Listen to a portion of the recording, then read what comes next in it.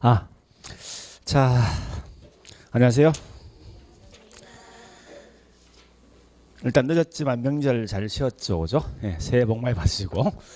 자, 이제 오늘 할 건 어디 할 건가 하면요. 예, 투자에서 마지막 부분인데 아마 이제 우리 저기 개론 중에 가장 힘든 파트 지금 하고 있는 파트죠, 그죠? 투자가. 그래서 투자만큼 좀 공부를 좀 따로 하셔야 됩니다. 하시는데, 자, 일단 2주 전 했던 거 정리해 볼게요. 자, 이렇게 한번 적어 볼게요. 이제 투자에서 공부할 거 총 8개 파트입니다. 첫 번째 지렛대 효과. 두 번째 뭐가 있습니까? 투자와 관련돼 있는 위험이 있다, 그죠? 그다음에 세 번째 보니까 수익률 개념도 있고 또 뭐가 있죠? 가치에 대한 개념이 있는데 이때 여기 수익률은 중요한 게 두 개 있죠. 어떤 수익이 있습니까? 기대 수익과 무슨 수익? 네, 요구 수익. 우리가 가치란 건 두 개 있다, 그죠? 시장 가치와 투자 가치. 네 번째 보니까 내가 현재 돈이 있는데 나 집 살 거거든요. 이때 집을 여러 개 중에 가장 좋은 거 선택해야 되죠. 그죠? 보통 집 살 때 보니까 여러 개 물건을 보고 그 중에 가장 좋은 걸 선택한답니다. 이런 걸 가지고 다른 말로 최선의 투자 대안 선택. 여기에 두 가지 방식이 있죠. 뭐 있습니까? 평균 분산 원리하고 여러분 잘 알고 있는 포트폴리오 이렇게 보시고요. 그 다음에 다섯 번째 현재 있는 10억과 1년 후에 10억은 화폐 가치 다르다. 그 다름을 갖다 뭐 있습니까? 같게 만드는 방식이 있더라. 이런 걸 다른 말로 화폐는 시간에 따라서 달라진다 해서 화폐의 시간 가치에 대한 설명이 있습니다. 여섯 번째 뭐가 있는가 하면요. 우리 항상 이제 중요한 건 투자했을 때 가장 중요한 건 이 건물 투자하면 나오는 수익이 있죠. 이 순수익을 어떻게 산출할 것인가 하는 건데 얘는 현재 내가 이 건물을 운영을 함에 따라서 나온 수익 아닙니까? 이런 걸 다른 말로 영업하면서 나오는 수입과 지출을 계산한다 해서 영업수지 계산을 쓴답니다. 마지막에 일곱 번째 뭐냐? 이런 걸 전부 다 오려서 이제 투자할까 말까 투자 분석 기법이 있어요. 자, 이 기법이 크게 두 가지 방식이 있거든요. 그 중에 첫 번째 할인 현금 수지 분석이 있고 그 다음에 할인 현금 그 다음에 두 번째 비할인이 있습니다. 그래서 우리 아마 이제 2주년 했던 게 여기까지 제가 했을 것 같아요. 여기까지. 그죠? 그래서 실제 우리 공부해봐서 알지만 투자가 가장 힘든 거예요. 사실은. 그러니까 꼭 우리 공부해야 될 게 경제편하고 이 투자. 그다음에 마지막 하면 이제 이 감정평가가 있어요. 요거 세 개는 꼭 공부하셔야 됩니다. 다른 거는 어느 정도 공부하시면 금방 따라올 수 있는 그런 문제니까. 자, 일단 요거 좀 요까지 했던 거 정리해 볼게요. 우리 지난주 했던 거. 자, 첫 번째 우리 했던 게 지렛대 효과. 지렛대란 말 뜻이 뭐예요? 우리 많이 쓰고 있는 말 아닙니까? 큰 돌이 있으면 긴 막대기를 지렛대 하면서 드는 거죠. 이때 그 돌을 들 때 내 힘을 쓰는 거에 남 힘을 이용하는 겁니까? 그러니까 핵심은 결국 뭐 지렛대는 내 돈만 투자해서 나오는 수익보다 중요한 건 타인의 돈. 그래서 항상 나오던 개념상에서 타인의 돈을 가지고 어떻게 한다 설명이 전부 다 지렛대입니다. 이때 보니까 우리 중요한 건 이 지렛대에 대한 종류가 크게 세 개 있죠. 내가 이익을 볼 수도 있고 즉 남 돈 빌려서 이익을 볼 수도 있고 손해 볼 수도 있고 손해 이익이 없는 것도 있죠. 항상 중요한 건 내가 투자한 대가 중요한 거예요. 남 돈 이용했지만 그래서 내가 이익을 본 게 뭐죠? 정이고 손해 본 게 부고 손해 이익이 없는 게 영이죠. 그럼 결국은 이 말 아닙니까? 은행 금리가 싸게 빌린 만큼 나는 이익이지. 상대적이니까. 그죠? 은행 이 빌려간 금액이 훨씬 비싼 만큼 내가 손해를 보게 해주죠. 뭐 상대적 보셔야 돼 항상. 뭐 이때 중심이 뭔가 하면 총자본 수익. 그다음에 이제 은행 금리가 저당 수익이죠. 내 돈이 뭐죠? 지분 또는 자기 자본 수익이죠. 그러니까 은행 이자가 싼 만큼 내가 이익 보는 건 이익 보겠죠. 여기 무슨 지렛대? 여기 정의고. 그다음에 은행 이자가 비싼 만큼 나한 돈은 이익은 줄겠다죠. 이렇게 되겠네. 여기 무슨 지렛대? 부가 될 것이고 손에 이익이 없는 게 뭐죠? 영질했대. 그러니까 항상 중요한 건 누가 더 크면 클 것이 묻는 거예요.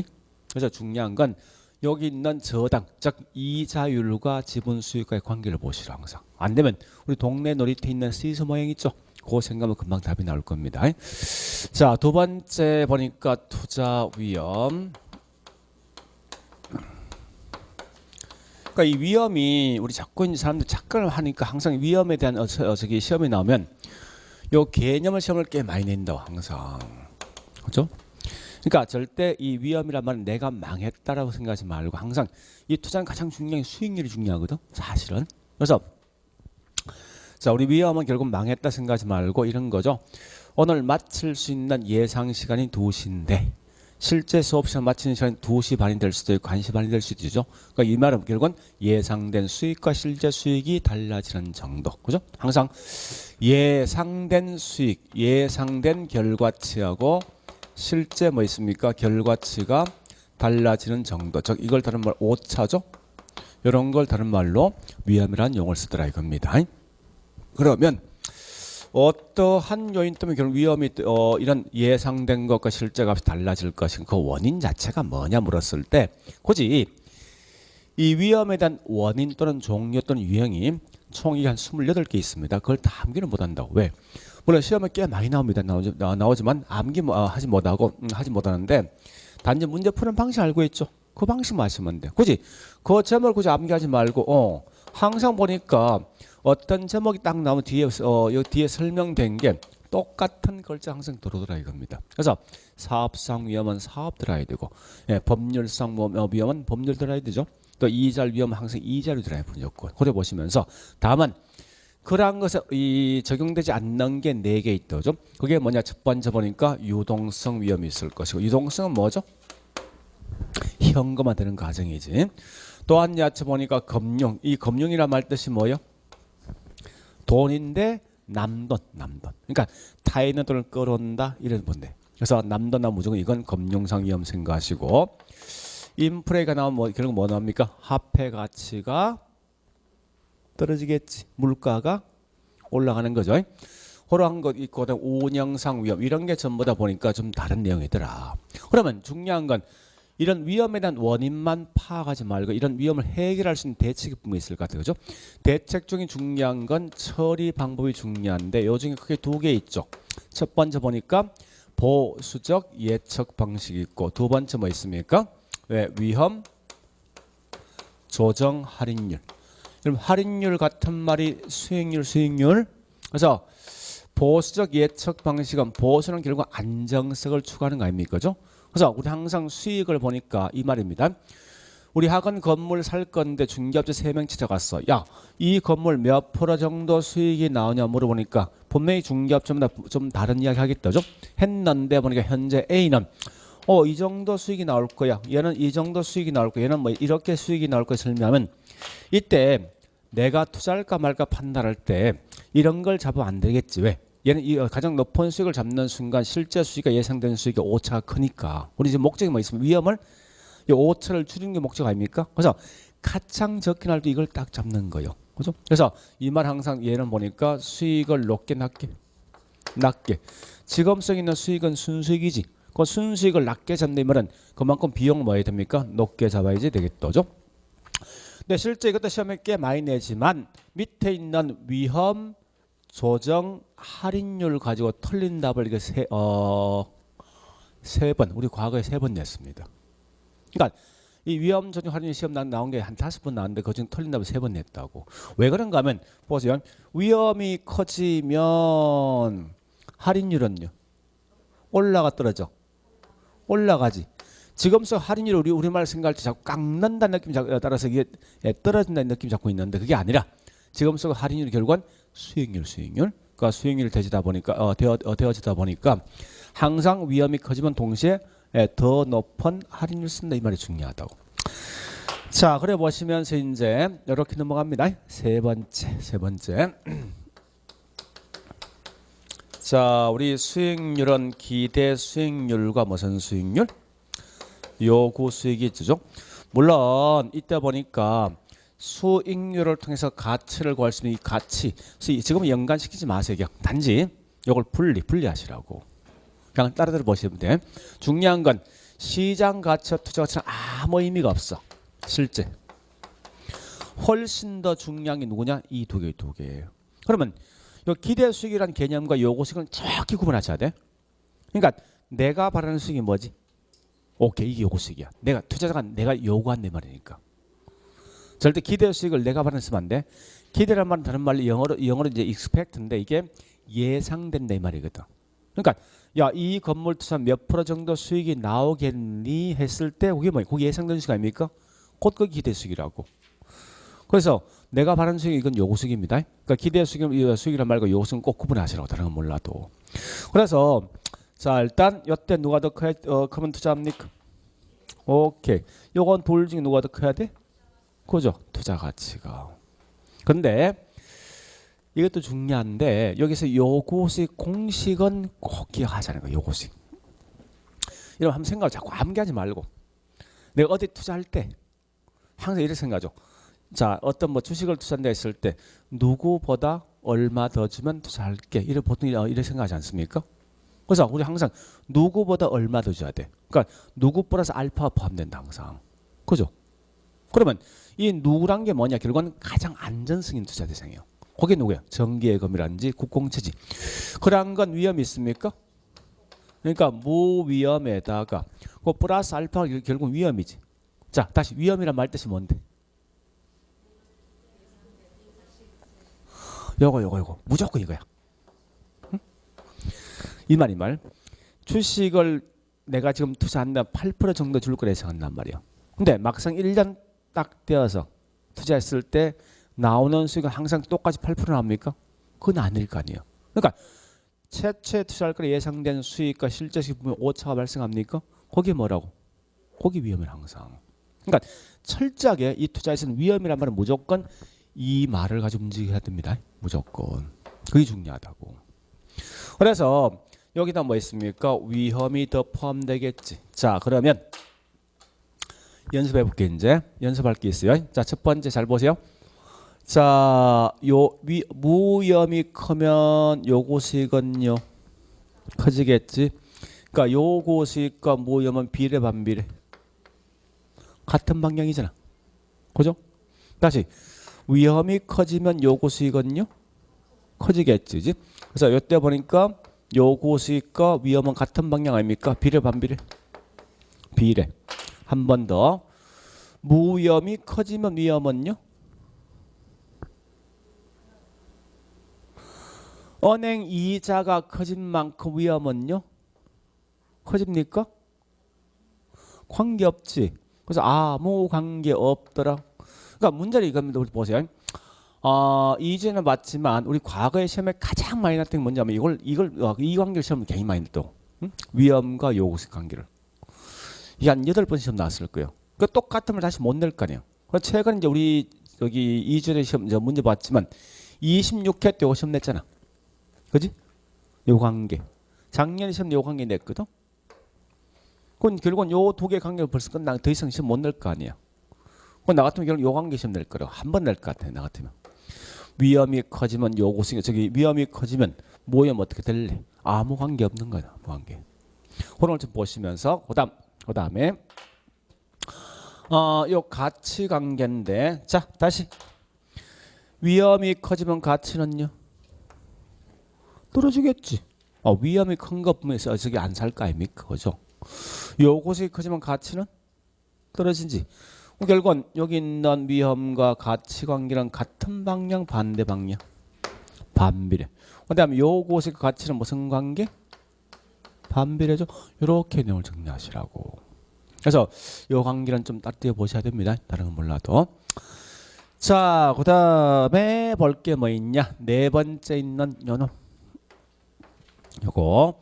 자, 최선의 투자에 대한 선택하는 건데.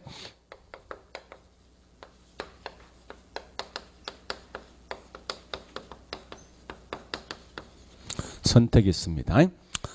그러면 첫 번째 보니까 선택에 대한 방법이 크게 두 가지 방식이 있죠. 그죠? 첫 번째 평균 뭐요? 분산법. 지금 속에 있는 평균 같은 말이 뭐냐? 이게 기대 수익입니다. 분산이 뭐죠? 그러니까 이런 기대 수익과 위험을 통해서 투자할까 말까 판단하는 방식이에요. 자, 따라서 이런 방식, 얘는 투자할 때 딱 한 곳만 투자하죠. 그죠? 한 곳에만 뭐 있습니까? 집중 투자하는 방식이 뭐냐? 곧 이게 다른 말로 평균 분산 원리인데, 즉 이런 거. 다시요. 투자 대안 A와 B가 있는데 요 각각의 투자 대상마다 장래 예상될 수 있는 기대 수익이 얘가 10%고 얘가 12%면 이거 이 수익이 실제 수익과 얼마 정도 달라질 것인가 이걸 알아보니까 얘가 현재 2% 얘가 2%면 이건 선택할 수 있죠. 그죠? 어떤 거 선택할 겁니까? 그죠? 수익이 높은 거 선택하게 돼 있고. 그래서 평균 분산 원리에 따라 선택을 할 수 있는데 그러나 이러한 경우 있을 것 같아요. C와 D가 있는데 기대 수익률과 그다음 위험이 있을 때 얘가 10%고 여기에 12%면요. 위험이 현재 이게 2% 4% 이렇게 되는 경우 분명히 있을 것 같아요. 투자 대상들 중에서. 그러면 현재 수익은 높은 D를 하겠지만 위험은 낮은 C 할 거 아니죠. 근데 항상 평균 분산 원리는 기본 취지가 수익이 높고 위험이 낮은 딱 한 것만 하게 돼 있다. 기본 전제가. 그래서 이건 선택할 수 있습니까? 못하는 거지. 그래서 이러한 오류가 있는 결과 이 오류를 갖다 해결하는 방식이 뭐라고? 그죠? 포트폴리오. 이 포트폴리오 말 뜻이 뭐 있습니까? 자금을 여러 곳에 분산 투자하기 때문에 말 뜻이죠. 그죠? 그러면 자금을 여러 곳에 분산 투자하는데 자 중요한 건 여기에 대한 대책이 이겁니다. 이때 보니까 요 개념 아셔야 되지. 딱 두 개 마시면 돼. 이거 왜 하느냐고. 목적. 자금을 여러 곳에 분산 투자함에 따라서 어떤 걸 제거할 목적이에요? 위험을 제거 또는 감소할 목적입니다. 감소. 그럼 우리가 알고 있는 위험이란 건 크게 두 개가 분명히 있을 거 아니에요. 그죠? 어떤 위험이 있습니까?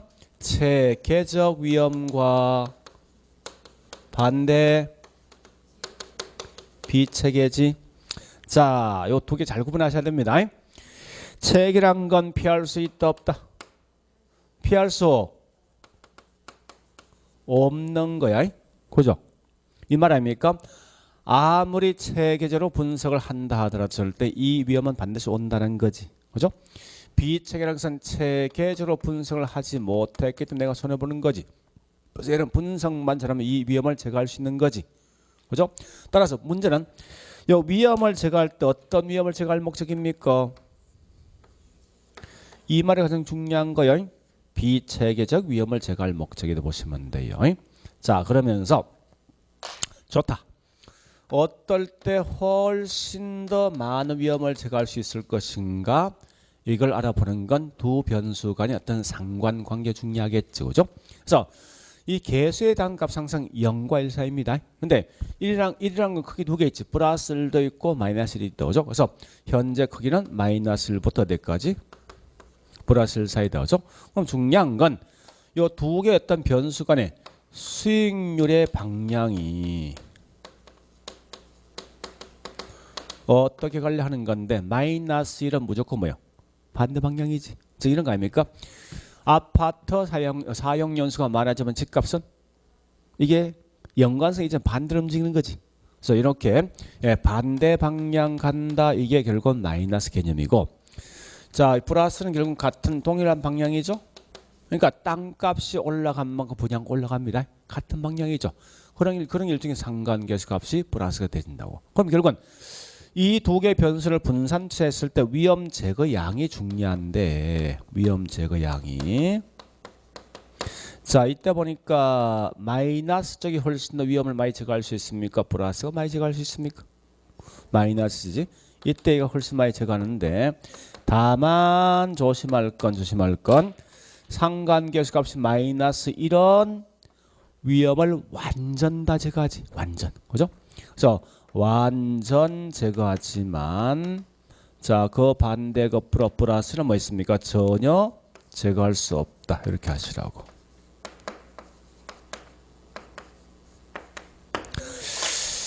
자, 일단 이제 마지막 남아 있는 게 화폐에 대한 시간 가치 아닙니까? 이 화폐 시간 가치는 지금은 다 하려고 생각하지 말고, 자, 조건 말씀드려요.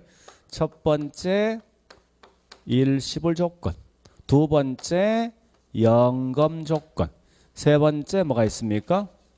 저당 상수와 뭐가 있죠? 감채기금. 그래서 요 감채기금 있는데, 자, 이래 가자고요. 일시불은 딱 한 번 금액이야. 그러니까 무조건, 자, 이래 가시면 돼요. 만약 5년이 있으면 한 번의 금액이 그대로 이동되는 걸 묻는 거다. 일시불이지, 그죠? 거꾸로 연금은 매년 금액을 알고 있는데, 매년 금액을 알고 있지만 총 금액을 모르는 게 뭐죠? 이게 연금이지. 저당 또는 감채기금은 총 금액은 알고 있지만 매년 금액을 모르는, 즉 매년 금액을 쪼갤 목적이지. 요 딱 세 개요. 그러니까 지금 중요한 건 일시불은 한 방이고, 거꾸로 연금은 매년 금액을 하나로 뭉치는 거예요. 합치는 거. 그다음에 밑에 있는 저당 또는 감채기금 뭐 있습니까? 뭉쳐진 금액을 매달 쪼개진 금액 파악할 목적이라고. 그렇게 해서 내용을 정리하시면 될 겁니다. 자, 일단 지난주 했던 여기까지 했은 거예요. 자, 그다음에 이제 해야 될 게 여섯 번째 영업 수지 계산표. 자, 책을 가는데, 그러니까 오늘 하는 게 사실 어쩌면 굉장히 어렵습니다. 이 투자 파트가. 이건 좀 갖고 가셔야 돼요. 자, 책 보니까 287페이지.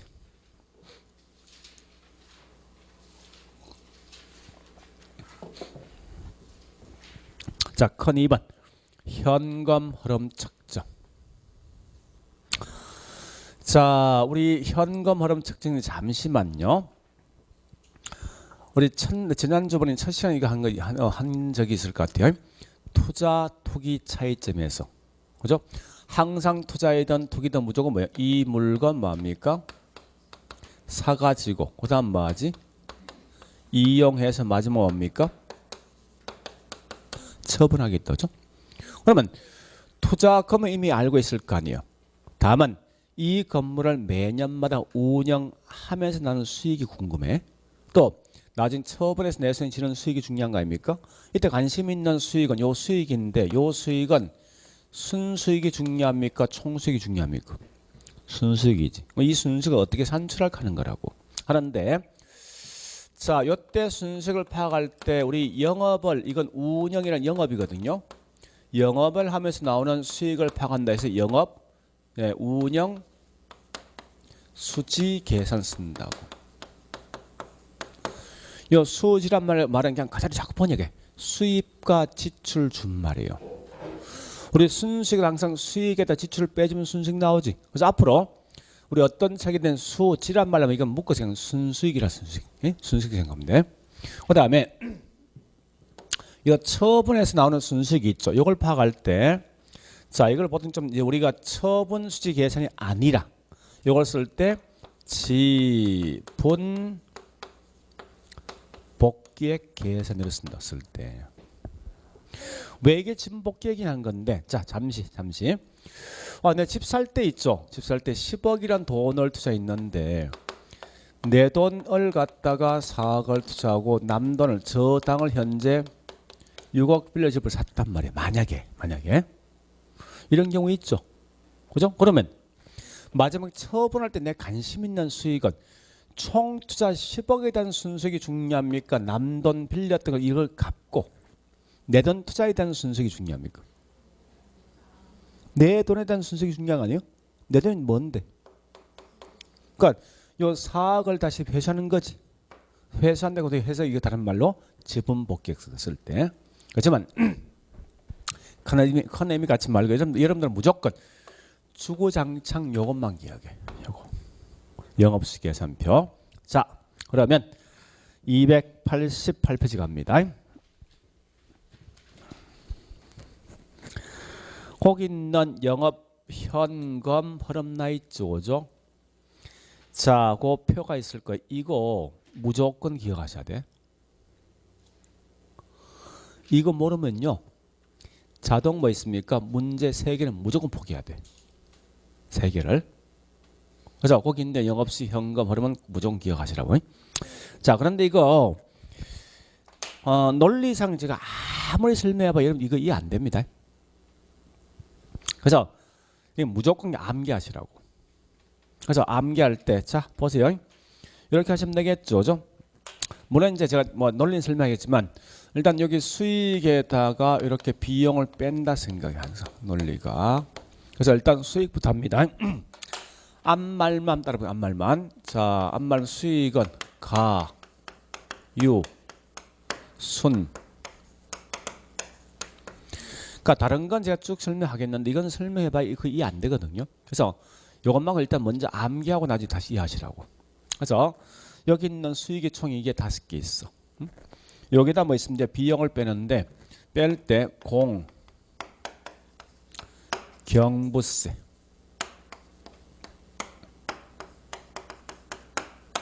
이렇게 암기하시라고. 비용은 총 4개입니다. 예, 여기에 비용이고 여기에 수익이라고. 자, 그러면 여기서 먼저 우리 좀 기억할 게 있습니다. 잠시만요. 앞으로 여러분들은 조란 말과 총이란 말은 같은 말이에요. 원칙은 이건 학문상 구분돼요. 근데 실제 우리 시험에서 우리나라 책이 좀 잘못 도입되는 바람에 조와 총은 같이 보고 있다고. 그 다음에 소득이란 말과 있죠.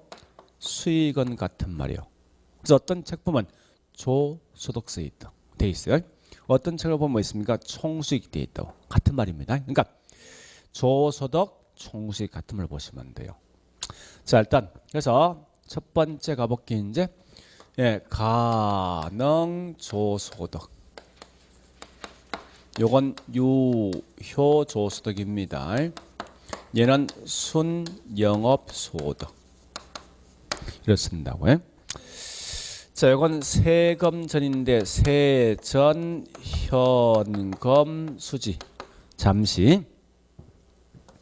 그러니까 이 투자가 힘든 게 이 자체도 힘들지만 똑같은 용어 가지고 학자마다 여러 같은 용어를 쓴다고. 우리가 플로란 말이죠, 플로.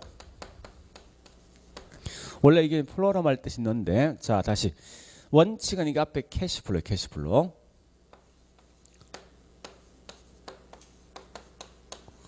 이건 뭐 현금 뭐지? 흐름이 되잖아, 그죠? 그래서 어떤 분은 요 수지란 말 뜻이 뭐 있습니까? 흐름이라 쓴 책도 있다고. 근데 이게 흐름인데 이게 인플로가 있고 아웃플로가 있을 거 아니에요? 그렇지 않습니까? 현금이 들어오는 건 수입이지, 그죠? 수익이고 요건 나간다, 이건 비용 아닙니까? 지출, 그지? 그래서 앞말은 뭐 됩니까? 이래 쓴다고.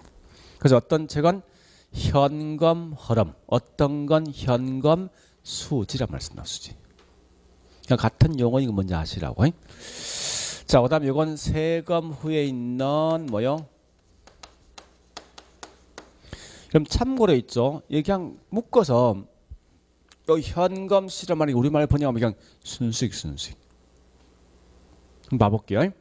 자, 제가 좀 딸 건데 우리가 알고 있는 수익, 이러면 알고 있는 수익은 사실 딱 2개 알고 있어. 총수익과 무슨 수익? 아니, 총수익과 순수익 아니야?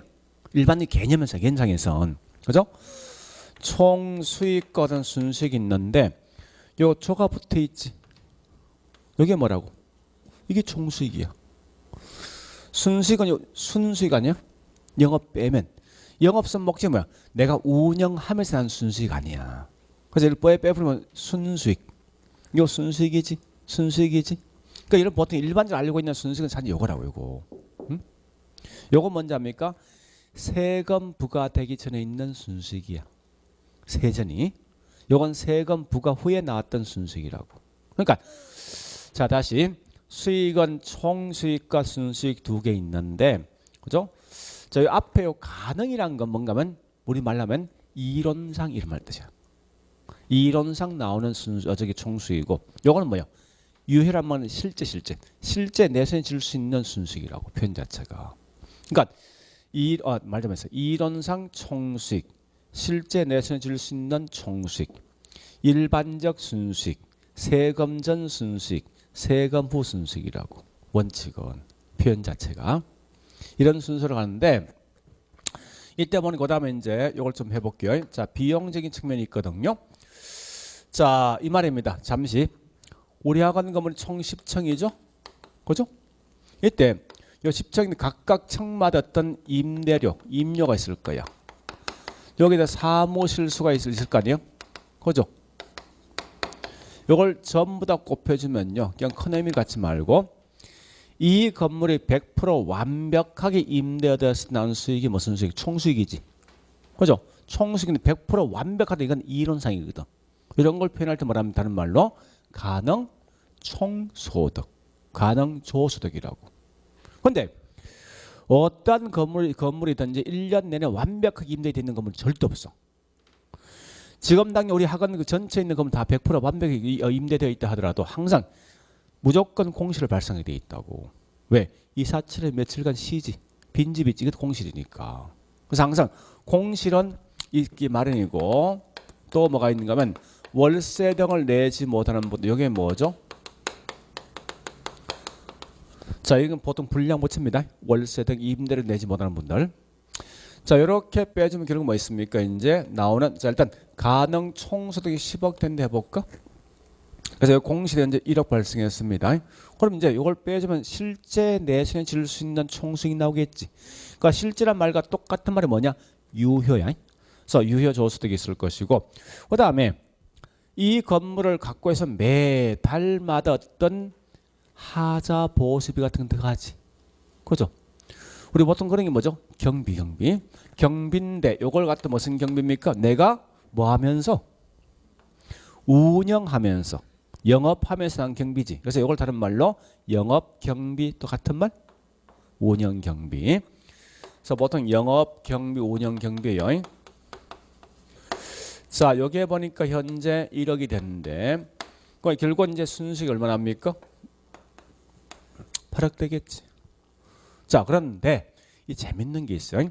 일반 재화들과 다르게 부동산은 워낙 비싼 고가품이 되어지니까 항상 타인의 돈을 빌린다는 기본 전제가 포함되어 있어요. 우리 여기 계신 분들 중에서 집 살 때 은행 돈 안 빌리는 분 거의 없을걸요? 이미 관리가 되어 있거든, 사실은. 그래서 부동산 항상 뭐 있습니까? 남 돈 빌렸던 걸 매달마다 갚아야 되지, 그죠?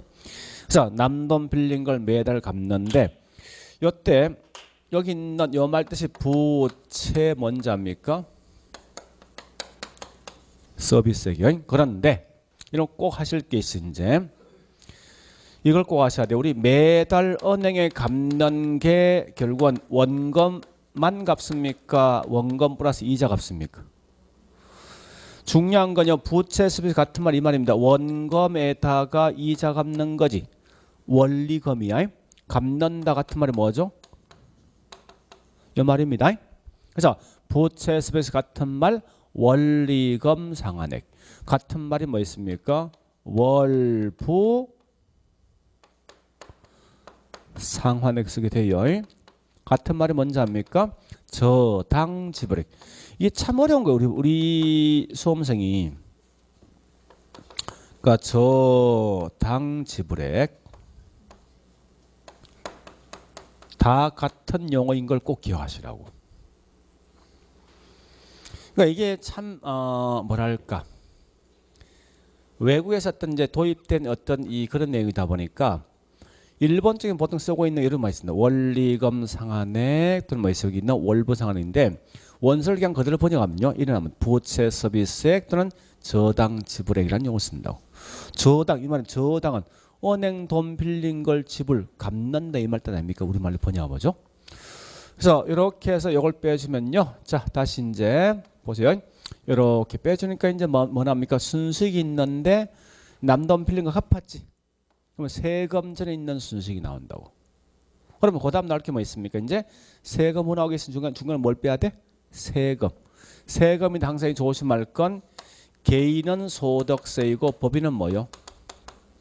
법인세라고. 이렇게 하면 마지막 뭐예요? 세후 현금이 나온다는 거요. 자, 논리상 이런 건데 이거 논리 자꾸 따지지 마. 그냥 그대로 암기해버리라고. 그래서 수익은 항상 뭐 있습니까? 가요, 순전후 이렇게 암기하시고, 그 다음 비용은 보니까 뭐 있습니까?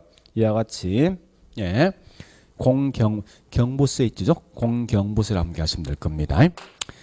자, 일단 이렇게 해서 요거 합술 문제 구하시는데 이때 여기 제가 이제 한 개를 좀 정리할 거예요. 다음에 좀 다른 거 좀 정리할 건데 한 개를 정리하는데 여기 보세요. 이제 우리 보통 이런 거 아닙니까? 일반적으로 순수익이랑 이런 거죠. 총수익에 뭘 빼주죠? 총비용을 빼주면 뭐 남습니까? 요거 아닙니까? 우리 보통 쓰고 있는 총수익은 여기 총수익이야. 응? 요거 빼주면 총비용이 있죠. 이게 총비용이라고 이게.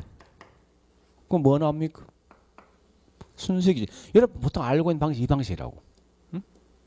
그러면 이제 순수익, 일반적 순수익, 세금 전 순수익, 세금 후 순수익이 있죠. 그 세금 전과 세금 후에 그 중간에 뭐 들어와야 돼? 세금 들어지. 그 논리상 본다면 그럼 단지 보세요. 총수익의 총비용을 뺀 게 순수익. 세금 전 순수익에 세금 빼면 세금 후 순수익 나오지. 다만 요 중간에 뭐가 들어옵니까? 부채가 들어온다. 이거 기억하시라고. 부채가. 그래 기억하시면 될 겁니다. 자, 그러면 여기서 예, 꼭 한 개만. 자, 딱 한 개만 제가 기억하자. 다른 거 하지 말고. 잘 보세요. 이제 요거 꽤 중요하거든요. 영업 경비에 잘 보셔야 돼 이거. 이게 굉장히 중요한 포함되지 않는 거. 자, 우리 아파트 관리비 있지. 관리비. 관리비에 포함되지 않는 게 뭐냐 묻는 거라고. 그러니까 쉽게 말하면 지금 이 말입니다. 보세요. 아니, 요건 운영을 하면서 투입된 비용이 있지. 우리 이런 거 있지 않습니까? 이 건물을 이용할 때 보니까 저기 수의실 직원 월급 관리비에 포함되어 있습니까? 포함되어 있을 거 아니에요. 그 결국은 경비세 포함해야 되지. 밑에 1층에 있는 우리 공동성은 전기세는 수도세는 포함되겠지. 근데 포함되지 않는 게 있다고. 이 말은 자 다시 요 영업 경비란 임차인이 부담해야 될 겁니까? 임대인이 부담해야 될 거예요? 응? 누가 부담해야 돼? 이 건물을 실제 이용하는 사람은 임대인입니까? 임차인입니까? 임차인이지. 그러니까 이런 쉽게 생각하면 관리비세에 포함되는 게 누구냐는 거야. 또 관리비세가 포함되지 않고 임대인, 주인이 순수하게 내야 될 몫이 뭐가 있냐 묻는 거야. 그럼 결국은 주인이 순수하게 낼 수 있는 건 절대 이 관리비세에 포함을 시키면 안 될 거 아니야. 그죠? 그건 당연한 거거든요. 자, 그러면 보세요. 암기할 필요 없어요. 되게 암기하는 사람이 있던데 잠시 논리를 한번 따져볼게. 요 공실 현재 100원 발생했거든. 응? 여기서 이제 공실 빼준 거지. 그렇지 않습니까? 근데 이걸 또다시 여기 있는 영업경비세에 포함시키는데 이중계산인 거지. 그럼 이건 이 속에 포함됩니까? 안 되는 독립된 계정 항목이니까. 그죠? 부채 서비스 보니까 500원 발생했어. 이걸 이 속에 포함시키면 말도 안 돼. 안 될 거 아니야. 세금, 소득세 보니까 1000원 발생했어. 이걸 이 속에 포함시키면 말 되겠습니까? 안 될 거 아니에요. 결국은 이 말은 자 보세요. 하나, 둘, 세 개 이거 반드시 뭐 있습니까? 예, 이건 영업경비세 포함 안 된다고. 다시 해볼까? 논리상 한번 따져볼까 이거? 이해 안 되면 다시 제가 설명할게. 자, 다시 요 건물 현 임대 준 거거든. 그럼 결국은 요 속에 뭐 나옵니까? 관리비 나오지? 이 관리비 그건 뭐요? 이 관리비는 임대인이 부담합니까? 임차인이 부담합니까? 임차인이야. 그죠? 그럼 물어보자고. 빈집 발생했어. 빈집.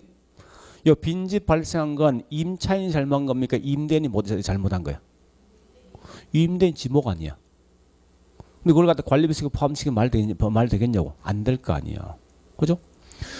아, 요 집 살 때 나 은행 돈 빌렸거든? 빌렸죠? 돈 갚아야 되지. 아, 이건 결국은 주인 지가 어떤 돈이 부족해 돈을 갚는 거 아닙니까? 그거 아니에요? 근데 그걸 갖다 관리비서가 포함시키면 말 되겠냐고? 안 되잖아, 이거. 그죠? 소득세는 뭐요? 이 주인이 저기 월세대로 나온 소득이 있지. 거기에 대해서 부과된 세금이란 말이야, 이거는. 근데 이걸 갖다 이 관리비서에 포함시키면 말 되겠냐고. 안 되잖아. 이론상에서. 그러니까 그렇게 원래 가는 거예요, 사실은. 논리가. 그래서 자, 다시. 거꾸로 할게 이제. 자, 보세요. 영업 경비에 포함되진 세 개 있지. 뭐뭐 있어? 하나. 또. 그죠? 요거 세 개. 그래서 우리 기억할 거는 이렇게 기억하시면 돼.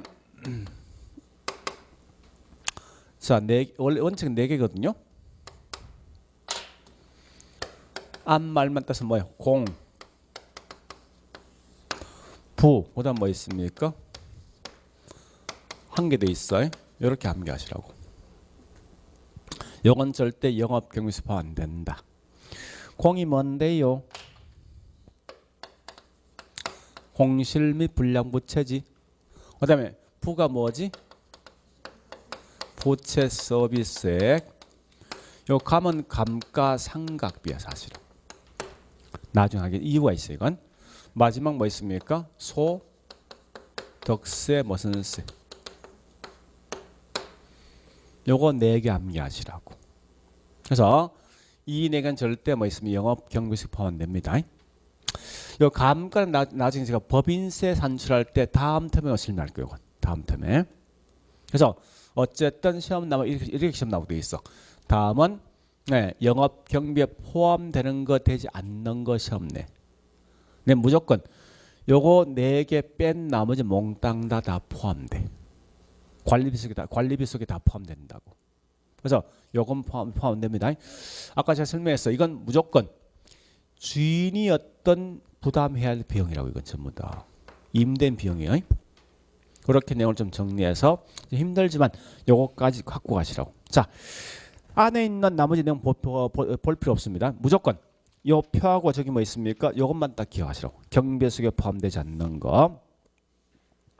우리 아마 책에 뭐 설명이 꽤 많거든요. 다 버리셔. 관계없으니까. 다 쓸모없는 거예요. 자, 일단 그렇게 내용을 좀 정리하시라고. 다음에 가면 제가 뭐 290페이지 있는 재료 영업소득세 있죠? 요거 설명할 게 다음에 가면. 요거까지 설명 완벽하게 다 끝나. 그러니까 지금은 여기 있는 영업시 계산표 꼭 기억하셔야 돼. 이게 제일 중요하니까. 이거 모르면 문제는 무조건 3개 틀리게 돼 있어. 그래서 요 순서 좀 기억하시고 조금 더 본다면 영업 경비까지 좀 기억하시라고. 자, 흐려 보시고요. 292페이지 있는 지분 복귀액 측정이 있죠? 이런 건 지금 하지 마. 왜 그런 이유가 있습니다. 이거 보죠. 요걸 내가 완벽히 알고 있지. 있으면 그냥 그대로 똑같이 전목만 쓰면 금방 나온다고.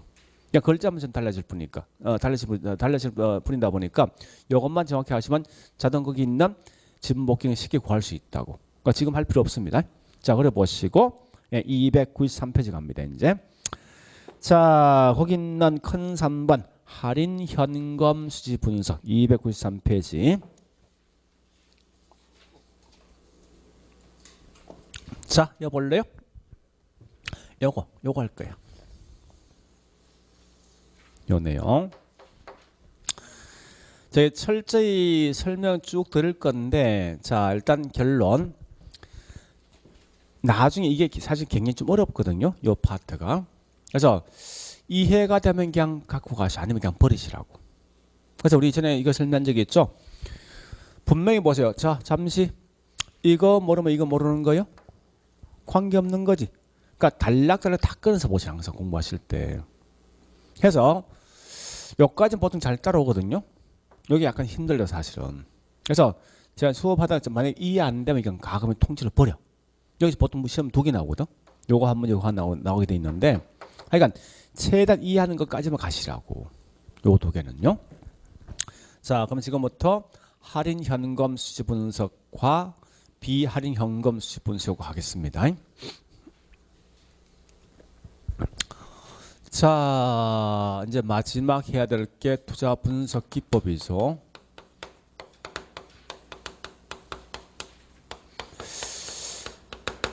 자, 이게 크게 두 가지 방식이 있어요. DCF란 것과 NDCF가 있어요.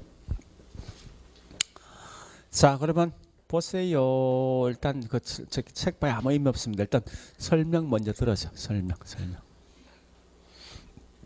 요 D가 그리고 영어 설명되어 있죠. 293페이지.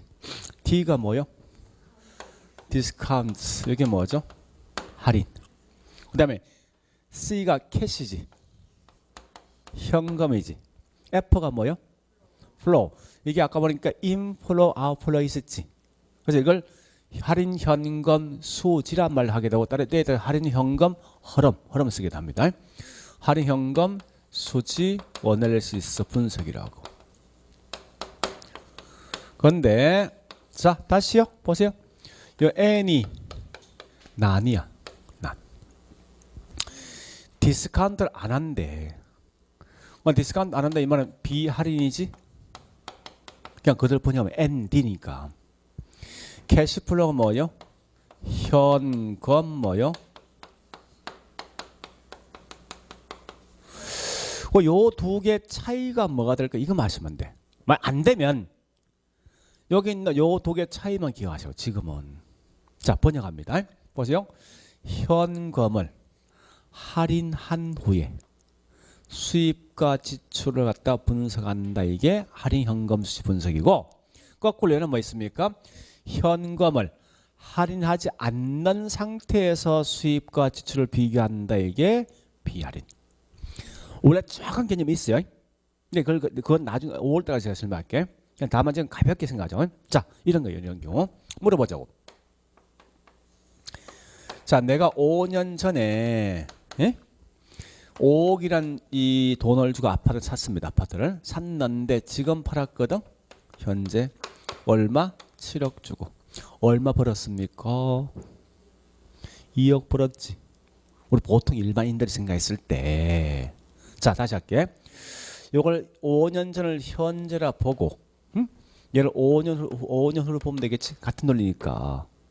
그러면 나 그래서 2억 벌었다 하지. 여기 비할인이야. 아니, 얘는 5년 전에 있는 5억과 현재 있는 5억은 화폐같이 같아? 다르지만 같다지 본 거 아니야. 논리가. 그러니까 여기에 투자한 비용이지? 그거는 내가 샀으니까. 여기에 수익 아닙니까? 그거지? 그럼 결국은 현금을 화폐 가치를 조정을 하지 않는 상태에서 단지 뭐요? 수입과 지출 비교한 거지. 여기에 다른 말로 비할인 현금 수지 분석이고, 그죠? 자, 실제 건데 다시 보겠습니다. 내가 현재 5억이라는 돈을 투자하면 5년 후에 7억이라는 수익이 나온대. 예상되는 수익이. 그러면 보면 화폐가 다르겠지. 사람들은 투자할까 말까 분석하는 시점 항상 현재 내가 투자할까 말까 분석하거든. 그래서 여기 5년 전에 있는 7억이 현재 가치 얼마 들까 보니까 이거 끌고 와봐. 이제 오면 이 금액이 작아집니까? 더 커집니까? 5년 후에 있는 7억은 현재 그럼 금액이 작아지겠지. 작게 만드는 게 뭐지? 할인 아닙니까? 그죠? 그래서 해보니까 이게 5억 3천 가치가 있대. 수익이. 그러면 때에 4억 5천 가치 있을 수도 있지. 이 가치가. 해서 투자할 비용과 나오는 수익을 따져본다. 이게 뭐라고? 현금을 미래 수익을 현재로 뭐 있습니까? 할인해서 수입과 지출 비교한 거지. 이걸 다른 말로 할인 현금 수익 분석. 그 차이가 뭐요? 이 차이입니까? 화폐에 대한 시간 가치를 고려할래 말래 그 차이 아니야? 가장 중요한 게. 그죠? 그래서 자, 안 되면 요것만 기억하시죠. 다른 건 다 필요 없으니까. 자, 요 말 기억하시라고. 화폐의 시간 가치를 가지고 고려할래 말라는 거예요. 얘는 고려한다 하지 않는다? 한다. 그러니까 번역하라고. 미래 예상되는 수익을 현재 가치로 할인해서 수입 가치를 비교한 겁니다. 얘는 뭐 있습니까? 현금을 고려하지 않는 거지, 시간 가치를. 그래서 요거 두 개만 딱 아시면 안 돼. 그럼 좋다. 어떠한 예가 어디 속에 포함될 것인가, 요걸 좀 기억하셔야 돼. 근데 우리 할인 현금 수입 분석은 크게 세 가지 방식이 있어. 요 세 가지 방식만 기억하고 요거 뺀 나머지 몽땅 어느 지방 가겠습니까? 이 비할은 다 기억 못해. 좀 이따 확인시키겠지만, 자 일단 할인 현금 수입 분석에 있는 방식이 세 가지 방식이 있어요. 이건 기억하셔야 돼. 첫 번째 보니까 순 현재 가치법. 우리 아마 지난주에 보니까 현재 가치에 대한 준말이 뭐지? 현가지. 이걸 빼볼까? 그 무슨 법? 순현가법이야. 보통 순현재 가치를 다루는 순현가법 쓴답니다. 이걸 보통 이제 이 영어로 쓰면 이 순이 넷이거든. 현재와 프레젠트, P 가치가 별로 아닙니까? 그래서 MPV라는 용어를 쓰기도 해요. 그다음 두 번째 내부 수익률법.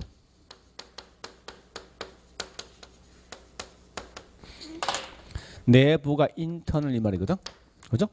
그 다음에 수익이 뭐 있습니까? 리턴, 유리, 레이시아. 그래서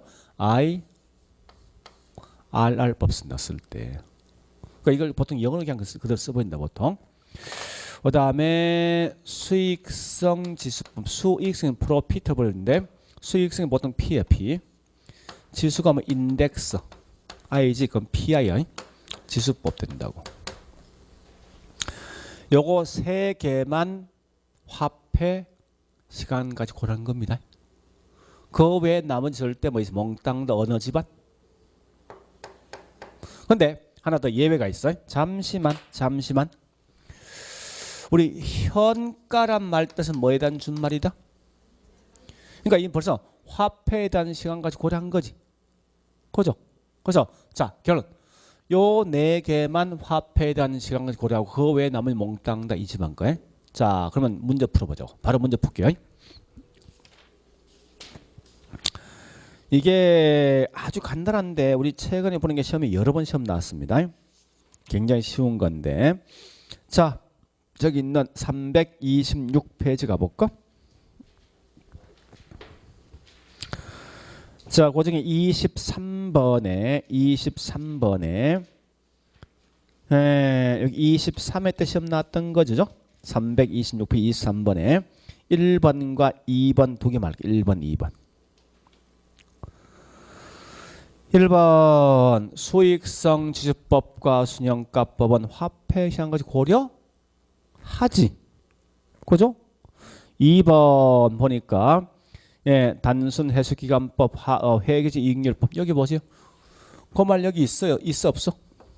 어디서 무조건 어디 있다고? 이쪽 거지. 그죠? 고려하지 않는 방식이다. 이런 게 거의 매년 시험 나온다, 문제에서. 자, 일단 그런 이제 방식 마시면 돼요. 더 쉬운 방식 우리 과거에 보니까 자, 그 바로 위에 22번 있지. 22번. 그죠? 20번. 할인 기법은 모두 몇 개인가? 물론 이렇게 거의 시험 잘 안 나겠지만, 자 무조건 할인 기법 보세요. 요거 4개 있지. 요거 찾아가. 그 4개 있는 거 찾아가라고. 뭐 있습니까? 니엄번, 또 디귿번, 또 이 미엄번 앞에 뭐 붙어 있어? 현가 붙어 있지. 무조건 화폐가 오는 거야. 현가는. 그 다음에 또 한 개 더 시어번이 있지. 그죠? 그거 4개만 화폐 가치 즉 할인 기법이고 나머지는 좀 몽땅 다 뭐요? 비할인 기법 이렇게 가시라고. 이거 마시면 돼. 그러면 자 안 되면 하여튼 요거까지는 기억하시라고. 요거까지만. 보통 여기서 거의 답이 나오는 경우가 꽤 많거든요. 그러면 다시 자 어디 갈 건가면요. 요거부터 먼저 할게. 자 우리 책 갑니다. 책 보니까 293페이지 갑니다.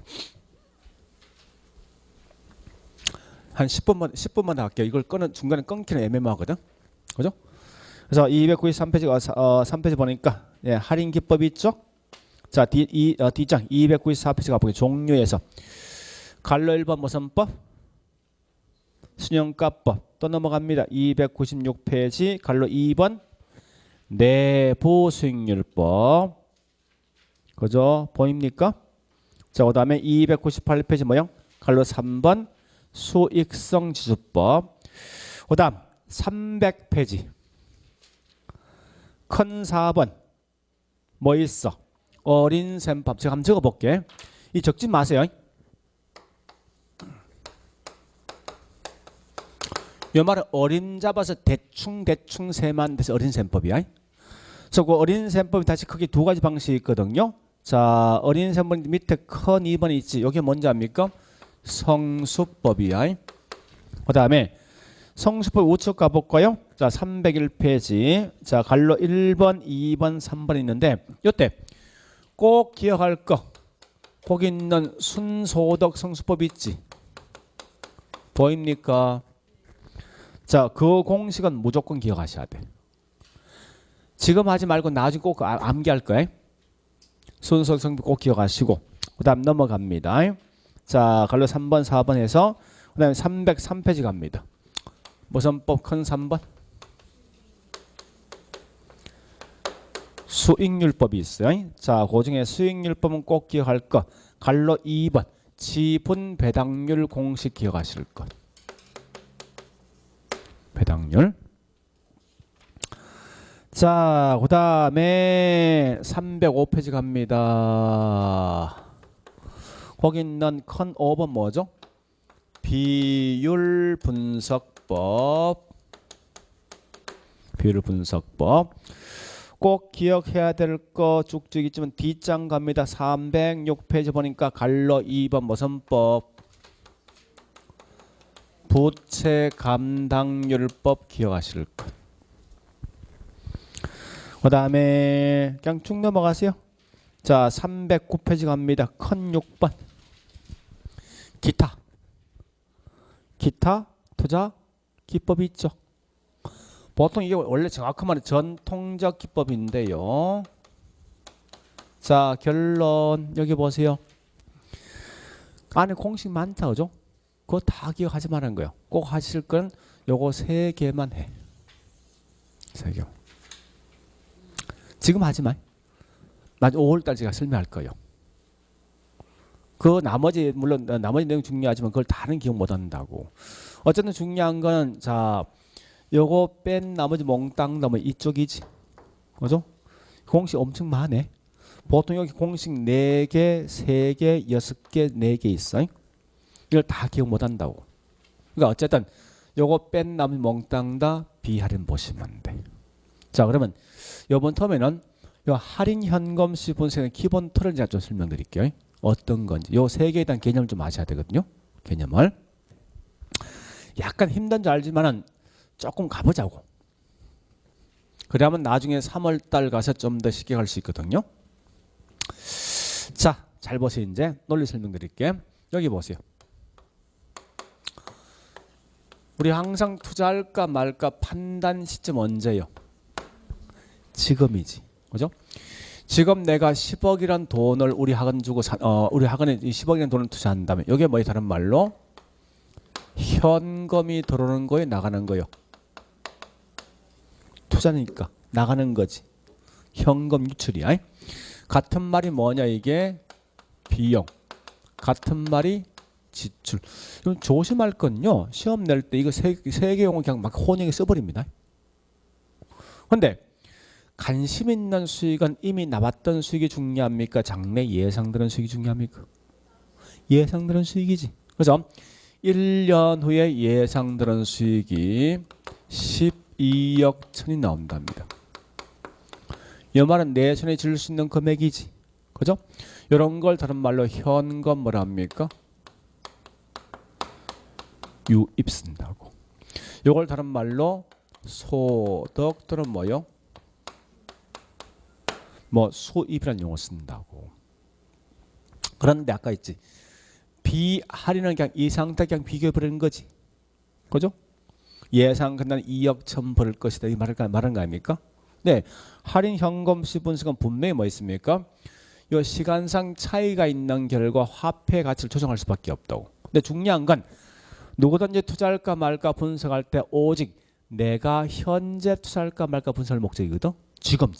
그래서 항상 미래에 있는 수익을 전부 다 현재 가치로 끌고 올 수밖에 없잖아.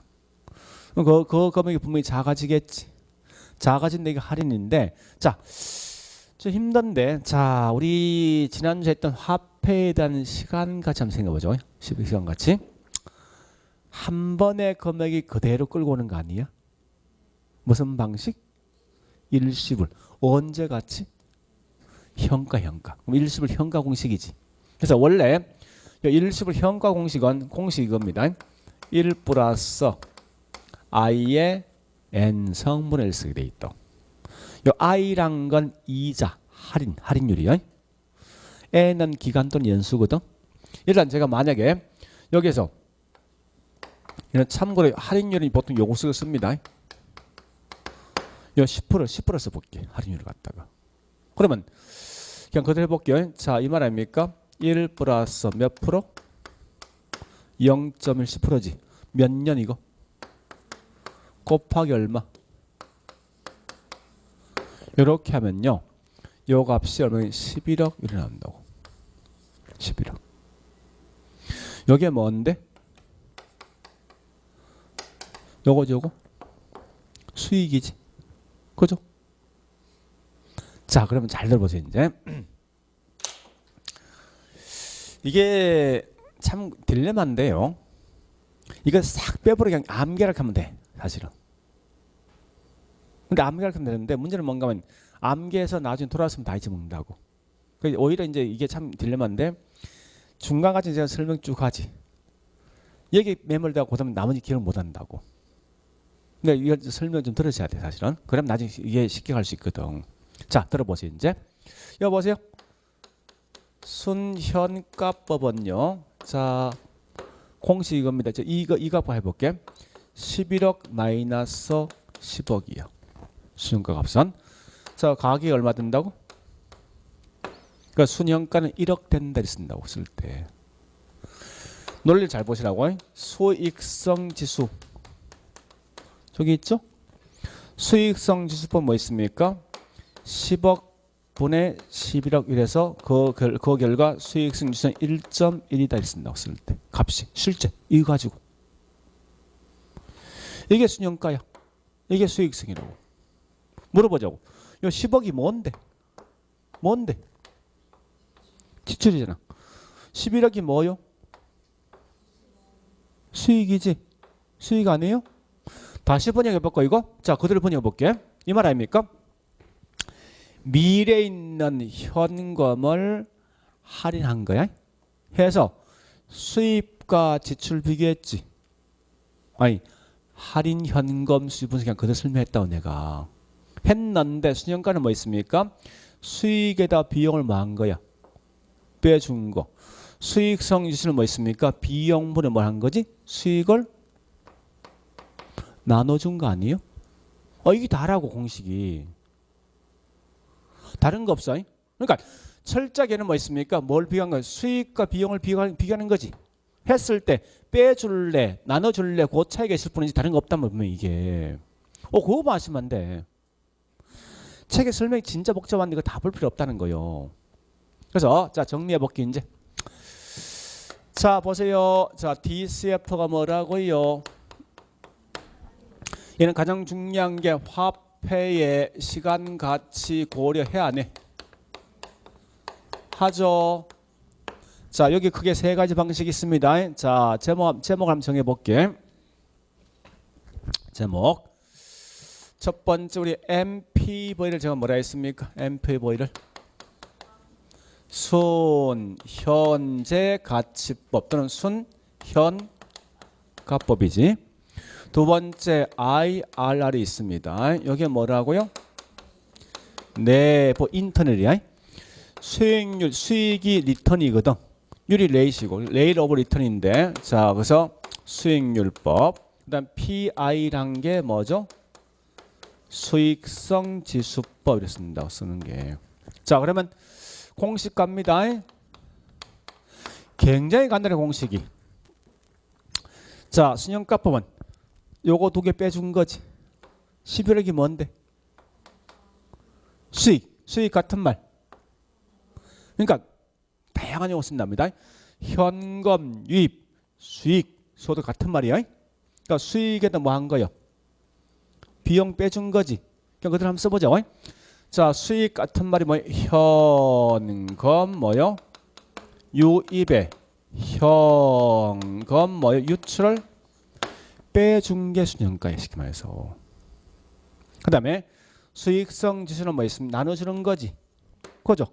아, 이 공식 그냥 그대로 생각. 이게 다예요. 이게. 그럼 얘는 뭐 있습니까? 분모에 뭐 들어와? 비용이지. 그러니까 비용분에 뭘 한 거라고? 수익을 나눠준 거잖아. 와, 이게 다라니까? 이게. 그러면 다시요. 다시. 투자할까 말까 투자하는 경우. 자, 갑니다. 보세요. 요거 수익에다 비용을 빼주는 거지. 손해 이익이 없는 손익분기점 얼마? 기준.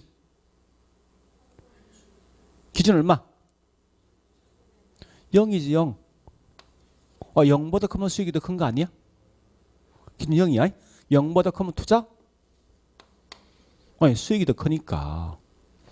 요건 나눠주는 거지. 기준 얼마? 1보다 크면 투자하겠지. 이걸 아시라고. 자, 요 내보식은 좀 복잡한데 지금은 그냥 넘어갈 거예요. 요거 맞아. 자, 이제는 같은 수익 대신 제가 뭐 유입 대신 수익 쓸게. 수익 대신 이거 쓸까? 이제 소득. 그러니까 다양한 용어 한번 써보자고. 얘다가 비용 대신 뭐 쓸까? 지출 쓸까? 다 같은 용어 이거. 응? 같게 만드는 거야 이거는. 나중에 하겠지만. 그러면 우리 지난주에 보니까 제가 한 적이 있지. 내부 수익률 같은 말은 기대 수익입니까? 요구 수익입니까? 기대 수익이지. 우리 항상 기대 수익은 무조건 누구하고 비교하지? 요구 수익과 비교해. 그래서 요건 좀 힘든데 그냥 지금은 그냥 말로 쓰겠습니다. 내부 수익률과 여기 있는 요구 수익을 비교해서 누가 더 크면 투자해? 그죠? 기대도 내부가 더 크면 투자합니다. 자, 그런데 이 공식이 답니다. 자, 그러나 잠시 한번 물어볼게. 지금부터. 여보세요. 굉장히 중요한 말이 있어. 절대 시험 내면 여보 잠시 이거가 장난치는 거 아니에요? 설마 이게 빼주는 게 수익성 지수 나눠주는 게 이렇게 하면 안 된다고. 이건 무조건 맞는 말로 항상 나와.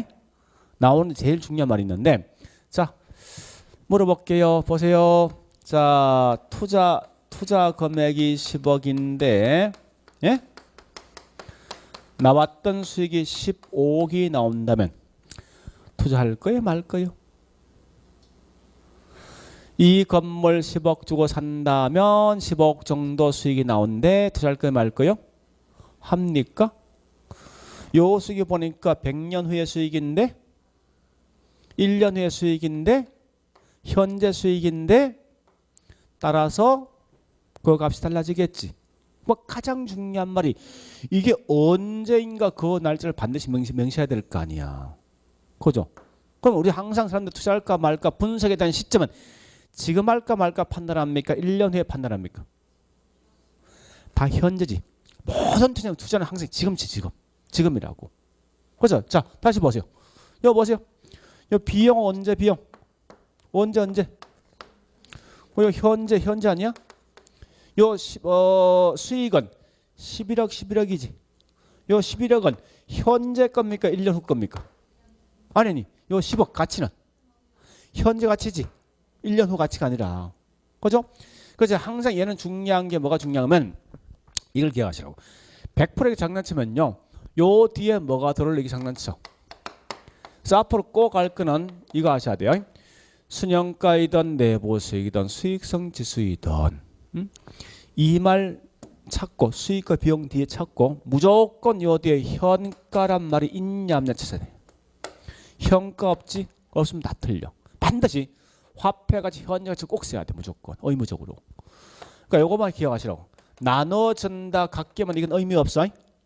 그거 하지 말고 이 말 나오면 순영가법이란 내부 수익률법이란 무슨 법 딱 나오지. 나오면 무조건 수익과 비용 찾고 그 뒤에 요걸 쓰라고. 요걸 써. 그 다음에 한 개 더 한다면 요거 좀 기억하시고 요것만. 지금은 제가 요거까지 설명할 거예요. 다음에 3월달 가면은 요 내보식을 명확하게 설명해 줄 거예요. 요거 가지고. 자, 그러면 어디 보시는가 하면요. 실제 문제 한 개 풀고 가볼게요. 자, 문제가 우리 책에 문제 좀 많이 빠졌던데. 오케이. 자, 저기 있는 313페이지 21번 문제. 그 한 개 풀자고요. 지금은. 21번 문제. 313페이지. 뭐 나왔어? 순영가 나와 있지. 자, 보세요. 여기 보세요. 나오면 요걸자 먼저 찾아내. 나와 있습니까? 뭐로 나와 있지? 수입과 비용으로. 그다음 해야 될 거야. 요 뒤에 분명히 요걸자 찾아내. 항상 장난 이 말 들어와. 요 말 대신 미래같이 들었는지 아예 이게 빠지는 경우 있어. 그럼 틀린 거야. 무조건 현가를 말들. 빼준다는 의미가 없어. 아무 의미 없어. 그럼 빼준다, 나눠준다 이게 장난치지 않으니까. 그래서 자 다시 할게. 이것만 기억하죠. 할인 현금 수익 분석은 이 말이죠. 미래에 있는 수익을 현재 가치로 할인해서 수입과 지출을 비교할 때, 그래서 이게 화폐가 언젠가 반드시 명시한다죠. 수익 뒤에 현가 들어오고 비용 뒤에 현가 들어와야 돼. 들어왔는데 단지 이때 빼주는 게 순영가고 나눠주는 게 수익성 지수입니다. 각게 만드는 게 저기 있는 내부 수익인데, 자, 그 빼주는 하는 큰 의미 갖지 말라고. 자, 일단 여기까지 봤으면 이제 책에 있는 내용을 그냥 줄만 끊고 그냥 끝낼게요. 예, 293페이지. 자, 거기서 큰 3 할인 현금 수입 분석 개념에서 동그라미 1번. 자, 1번. 할인 현금 수입 분석이란 것은 줄 거 놓고 화폐 시간까지 고려하고, 그다음에 현금 유입의 언제 가치, 현재 가치와 현금 유출은 무슨 가치? 현재 가치를 계산한다. 여기 기억하시고. 그다음 양갈로 2번 방식 3개에 뭐 있습니까? 순 현가법도 내부 수익률법 하나 더 수익성 지수법이 있다죠. 그래 보시고 넘어갑니다. 자, 294페이지 보니까 갈로 1번 순영가법에서 동그라미 1번 개념 중에 중요한 건 거기 기억에 기억 공식이 있지. 아니면 다시 기억에 우리 말로 풀이 돼 있는 거. 소득의 무슨 가치? 현재 가치와 투자 비용 쪽에서 끝에 무슨 가치? 현재 가치지. 그죠? 를 서로 비교한 겁니다. 그래 보시고요. 그다음에 또 밑에 동그라미 2번. 밑에 동그라미 2번 투자 결정에서 기억번 밑에 박스 있지. 있죠? 항상 수익가는 빼준다 이 말은 기준은 0이 0. 0보다 크면 수익이 더 큰 거 아닙니까? 투자할 것이고 0보다 작으면 기각합니다. 그래 하시고 다른 거 읽지 마세요. 지금은. 자, 넘어갑니다. 296페이지. 자, 양갈로 2번 내부 수익률법은 거기 있는 기억번 동그라미 1번의 기억번. 기억의 현금 유입의 현재 가치와 현금 유출의 현재 가치를 동일하다 이 말은 같게 만드는 수익률입니다. 이게 곧 다른 말로 내부 수익이고, 동그라미 2번의 기억번 박스 있지. 내부 수익률이 요구보다 크면 투자 채택합니다. 투자한다 이 말이에요. 거꾸로 요거 속에 더 크면 투자 기각한단 말 뜻입니다. 그래 보시고 자 넘어가고 예 저기 있는 298페이지 갈로 3번요.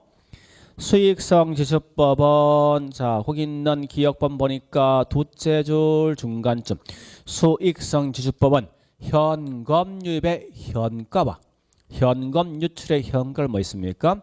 예, 현가의 비인 자 비다 말 뜻이 뭔가 나눠준다 나눠주는 예? 나눠주는 거예요. 나누어 주는 게 뭐냐고 이게 다른 말로 수익성 지수법. 그래서 자 동그라미 2번에 기억번 박스에 줄 거 놓고 기준이 1입니다.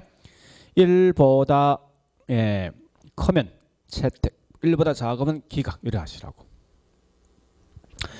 다른 건 절대 읽지 마세요. 다 필요 없으니까. 예, 여기까지 끝. 자 하여튼 어려운 투자 끝났습니다. 그래 보시고 좀 쉬었다가 이제 금융 갈게요.